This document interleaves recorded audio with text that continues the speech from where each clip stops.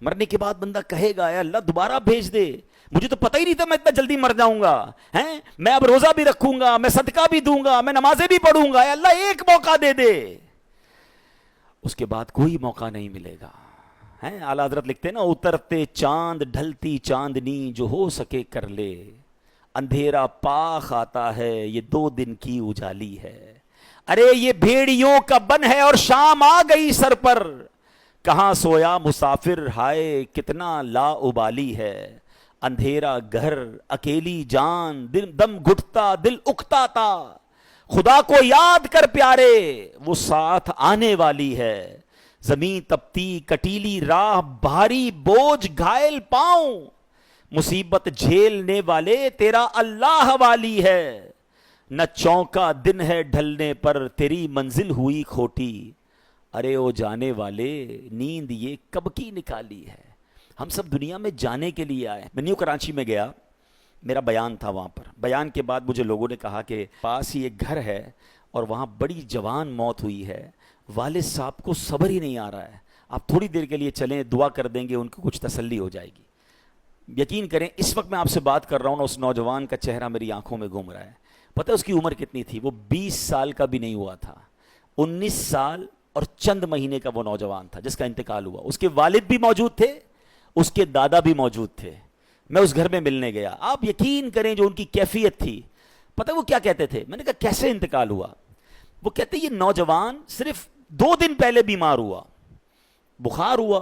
ہم نے کہا نارمل سی بات ہے، گھر میں دوائی دے دیتے ہیں ہم بخار میں۔ اگلا دن اس کا چہرہ پیلا پڑنا شروع ہو گیا، ہم سمجھے پیلیا ہو گیا ہے، علاقے کے ڈاکٹر کو دکھانے گئے کہ جناب کوئی تھوڑی سی دوائی دے دیں، جوائنٹس لگ رہا ہے۔ شام تک اس کی طبیعت اتنی بگڑ گئی کہ ہم پھر کسی بڑے ہاسپٹل میں لے گئے۔ ہاسپٹل والوں نے کہا طبیعت سیریس ہے، راتوں رات اس کو ہاسپٹل میں ایڈمٹ کیا اور اگلے دن اس کا وصال ہو گیا۔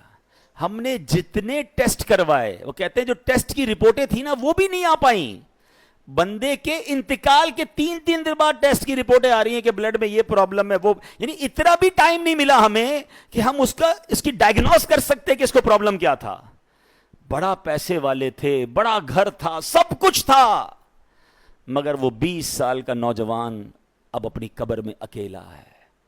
کاش یہ بات ہمیں سمجھ آ جائے کہ میں نے بھی جانا ہے، آپ نے بھی جانا ہے۔ کس بات کا انتظار ہے یار؟ ہمیں کیوں لگ رہا ہے کہ ابھی بہت باقی ہے؟ ابھی تو بڑی لائف پڑی ہے، ابھی تو بڑھاپا آئے گا، پھر جناب اللہ اللہ بھی کر لوں گا، پھر توبہ بھی کر لوں گا، پھر حرام بھی چھوڑ دوں گا، پھر اللہ کی راہ میں خرچ بھی کر لوں گا۔ دادا موجود ہے، پوتا قبر میں ہے۔